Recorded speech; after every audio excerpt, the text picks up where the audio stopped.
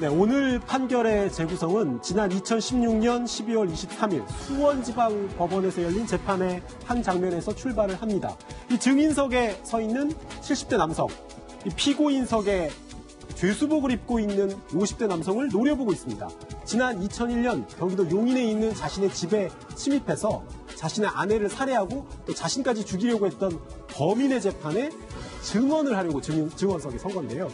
증인석에 나선 이 전직 대학 교수, 나를 포함해서 아내까지 죽이려고 했던 이 범인의 처벌을 원한다고 아주 힘주어서 말을 했습니다.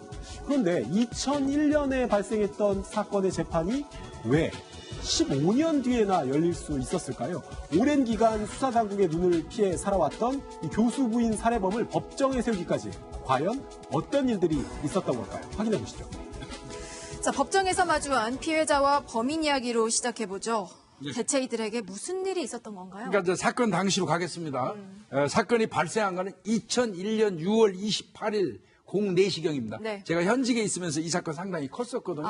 제가 경기청에 있어서 이거 기억이 납니다만 용인시에 있는 한 단독주택에 괴한 2명이 침입을 했어요. 그래가지고 그 집 안을 뒤지는 과정에서 이제 부부가 잠자고 있다 깨니까 흉기로 두 사람을 공격을 했습니다.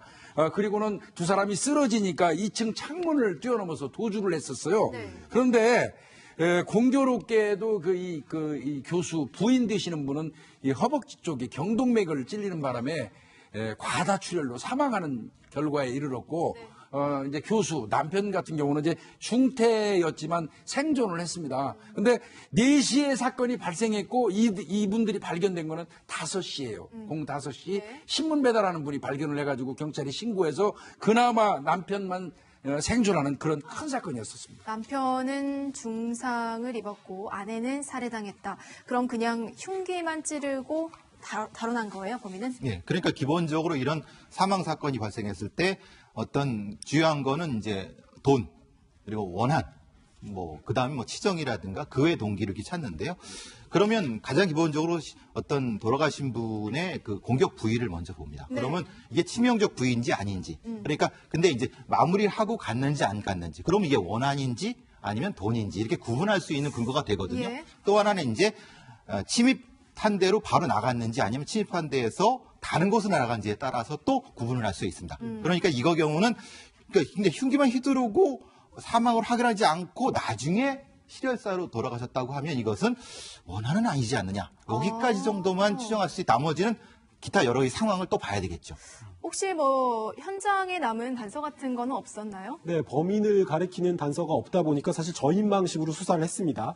두 사람의 범인으로 이제 추정되니까 인근에 이제 기지국을 통해서 통화한 기록이 있는지도 살펴보고 피해자 주변에 혹시 원한을 산 사람, 원한을 품고 있는 사람 이런 사람들이 있는지도 한번 확인해보고 이제 나중에는 동일수법 전과자까지 해서 한 5천여 명 정도를 한번 프로파일링을 했는데도 불구하고 범인을 찾지 못하면서 결국 사건이 발생한 지 6년 만인 2007년에 경찰은 이 사건을 미제로 분류합니다. 근데 이제 이 사건은요, 예. 현장에서 없어진 금품이 전혀 없었어요. 그러게요. 그러다 보니까 최초에 이 경찰관들은 어떻게 생각했냐면 이건 원한 관계다. 누군가를 시켜가지고 이 살해하려고 한 거 아니냐 이런 식으로 이제 그 초등수사 방향을 잡았던 것 같고요. 네. 그러다 보니까 이제 이 두 분하고 어떤 관계에서 좀 문제가 있었던 분들을 다 도출을 했어요.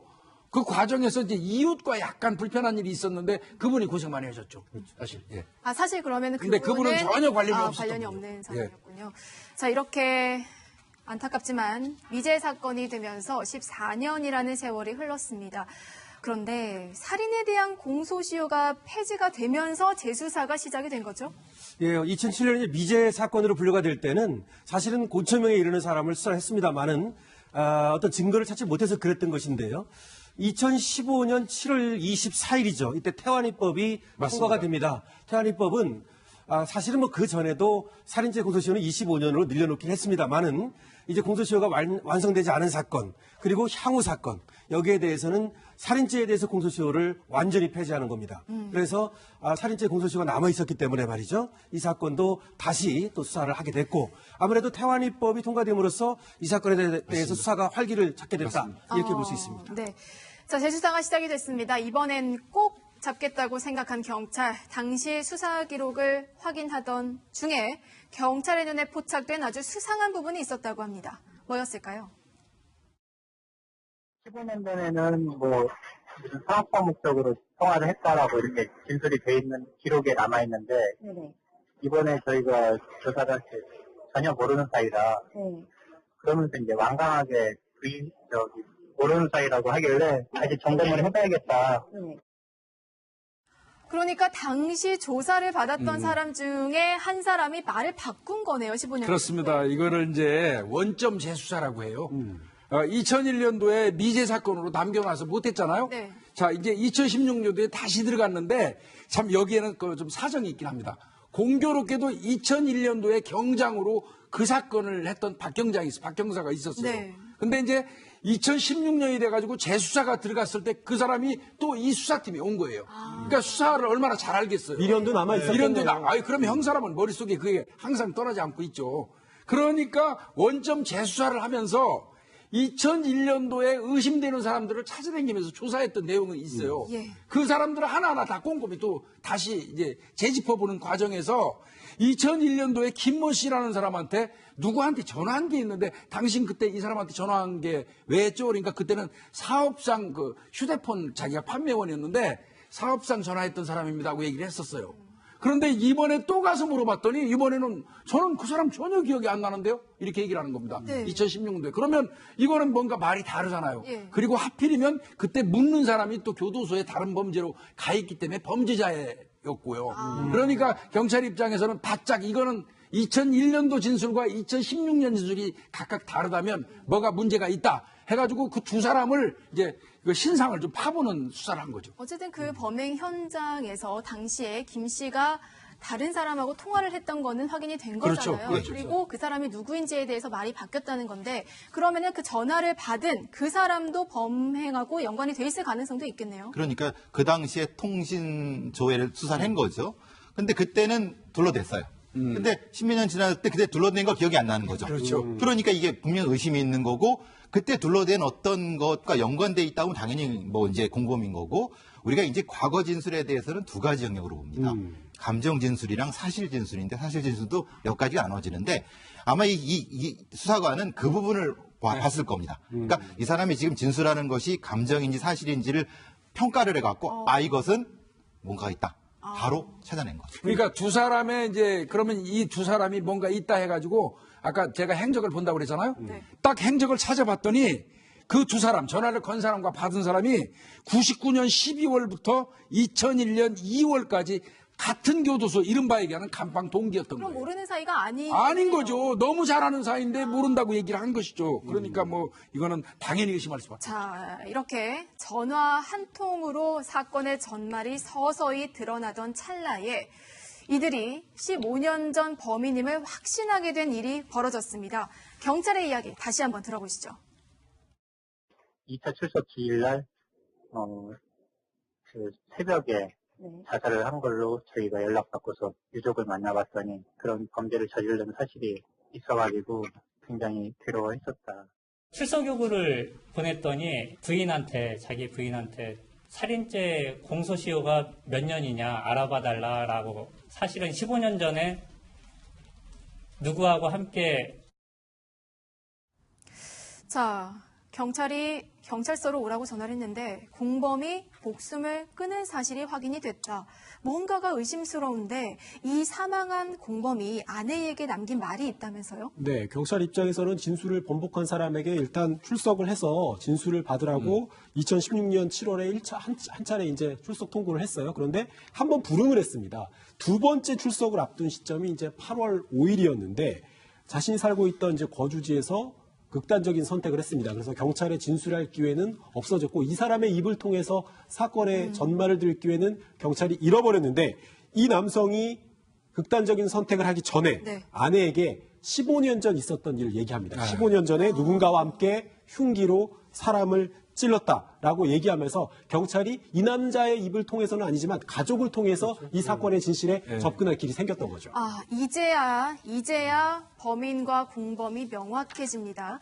이 사망한 공범 15년이 지나서야 가족에게 범행을 실토하고 스스로 목숨을 끊었다는 건데 역시 죄짓고는 못 사나 봐요. 이걸 이제 임박한 공포, 그러니까 다가오는 공포라는 얘기를 쓰는데요.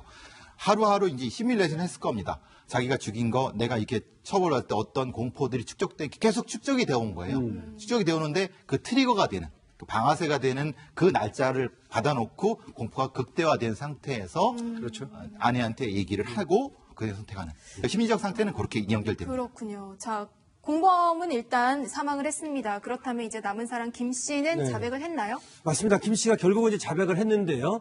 뭐라고 하냐면 용인 쪽 그 단독주택이 있었는데 그쪽이 좀 부유한 집이 많았다는 것이죠. 그래서 그 서재 1층의 서재 창문을 통해서 들어갔다는 겁니다. 그래서 이제 물건을 좀 뒤져보았지만 없었는데 아마 책이 많았는가 봐요. 교수님이라. 교수의 집이니까. 예, 교수. 그래서 계단을 통해서 2층으로 올라갔다는 거죠. 그래서 불을 켜기 위해서 그 스위치를 눌렀더니 바로 이제 안방문이 열고 그쪽으로 사실 안방으로 들어가려고 했던 건 아닌데 안방으로 들어가게 돼서 조우하게 된 것이죠. 이래서 결국은 이제 결국은 이런 경우 도망을 가야 되는데 아마 이제 그 당황해가지고 결국 이제 또 이렇게 칼로 우회를 가하게 된 그런 상황이 벌어졌습니다. 그렇군요. 자, 사건의 전말이 드러났습니다. 그런데 저는 궁금한 게 이제 심리를 분석하시는 분이기 때문에 공범이 사망을 했단 말이죠. 그러면은 그냥 공범에게 죄를 다 뒤집어 씌울 수도 있는 거잖아요. 근데 김 씨가 이렇게 왜 술술 자백을 했을까요? 근데 기본적으로 이제 그 남편분이 살아계시잖아요. 전체적인 그때의 그 범행 상황에 대해서 아내가 살아있다는 거죠? 공범의 아내가? 아니죠. 남편이 살아있으면서 아내에게 아주 자세한 내용을 진술했다는 얘기군요. 그런 형태가 되니까 결국은 본인이 그 진술한 부분에 대한 거짓이 있다고 하면은 사실은 더 죄가 올라갈 수도 있기 때문에 이 부분은 경찰도 이제 자백을 잘 받은 부분입니다. 공범은 입을 열지 못하지만 아내가 공범에게 들은 내용을 이미 경찰에게 진술했기 때문에 섣부르게 거짓말을 했다가는 뭐 거짓말이 들통날 수 그리고 없겠고. 나중에 밝혀진 사실이지만 이들은 이 사건 이전에도 둘이서 2인조로 한 3군데 정도의 이와 비슷한 그 범행을 했어요. 그렇죠. 교도소에서 같이 그 복무를 한 경우 있었고 그리고 나와서도요. 그렇습니다. 자, 교수 부인 살인 사건 결국 범행 동기는 돈이었습니다. 그런데 당황을 해서 미처 챙겨오지는 못한 것이고요. 자, 현장 검증이 일어나지 않았습니까? 현장 검증 때 모습 어땠나요? 아니 그대로 한 사람은 죽었어도 재현을 다 했어요. 그런데 이제 15년 전의 기억을 어떻게 하고 낱낱이 그 재현할 수 있냐 이렇게 얘기들 하실 수 있죠. 일반인 분들은 그런 건데 아닙니다. 이 사람들한테는 이게 큰 범행이고 머릿속에서 절대 떠날 수 없는 그 일이거든요. 그래서 낱낱이 이 세부적인 범행 수법 같은 거를 재현하는데 문제가 없었고 도주 경로까지 확실하게 그 재현을 했다고 합니다. 이거 기억 안 난다는 거 거짓말이에요. 이런 경우는. 몸이 기억하고 있을 수도 있어요. 그럼요. 근데 지금 뭐 현장 검증에서도 술술 다 이제 행동을 하고 또 자백까지 했는데 이제 이 사람이 범인이라는 거 확신을 하고 수사에 하려고 보니까 이 사람이 교도소에 있었다면서요. 그러니까 이제 그 범행 수법이라든가 이런 것들을 버리지 못하고 계속적으로 반복적으로 범행을 한 것 같습니다. 그 이후에도 이제 또 다른 범행을 계속했던 것 같습니다. 자, 어쨌든 15년 만에 사건이 해결이 됐습니다. 이 사건을 풀 수 있었던 핵심 키, 바로 경찰의 끈질긴 추격, 노력 아니었나 싶어요. 예, 원점 재수사라는 건데요. 아까도 제가 말씀드렸지만 지금 아까 저 변호사님 얘기하신 것처럼 태완이법 때문에 그동안 이제 미제로 남고 아마 시효가 얼마 안 남은 거는 포기하거든요. 근데 지금 살인사건 공소시효가 없어요. 2001년도 이후부터죠. 2000년도 이후고. 그러면 이거는 경찰들이 이제 뭐 집중해서 끝까지 끈질기게 수사할 수 있는 의지가 생긴 거거든요. 그러니까 원점 재수사가 충분히 가능합니다. 예.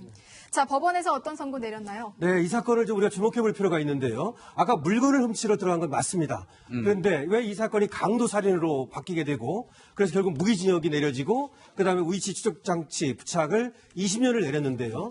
원래 절도를 하러 들어갔다 하더라도요. 절도를 하러 들어갔는데 만약에 발각이 됐어요. 그랬는데 그 사람을 그 주인을 말이죠. 공격을 하면 이것이 준강도라는 것으로 변합니다. 강도가 됩니다. 그리고 거기서 사람을 살해하면 강도살인이 됩니다. 그러니까 절도가 이와 같이 중강도를 거쳐서 강도살인으로 변해버린 것이죠. 그래서 이제 무기징역을 선고받았고요. 그 다음에 이제 아무래도 이 사람들이 미리 이 계획을 짰대요. 그렇죠. 치밀하게. 그리고 또 이제 그 우회를 가한 방법이 굉장히 잔혹하다는 네. 것이죠. 그래서 결국은 중형을 선고받게 됐습니다. 그리고 이 마지막 법정에 나와서 이 생존한 의사분께서 뭐라고 얘기했냐면 네. 현장에서 들은 얘기를 하는 거예요. 죽여버려. 그거 이제 살인의 어떤 고의를 입증하는데 굉장히 작용을 했어요. 그래서 강도 살인죄가 강도 치사죄 같았으면 공소시효가 끝났죠. 그렇죠. 근데 강도 살인으로 됐기 때문에 이 사건은 기소하는데 무리가 없었던 겁니다. 그리고 이제 공격한 부위가 결국 이제 네, 치명적인 곳을 공격했다는 것이 이제 강도살인의 이유가 됐습니다. 네, 결국에는 무기징역을 선고받은 거죠. 네, 그렇습니다. 예, 오늘 전해드린 사건, 살인죄의 공소시효를 없앤 이른바 태완이법이 적용된 첫 판결이라는 데 의미가 있습니다.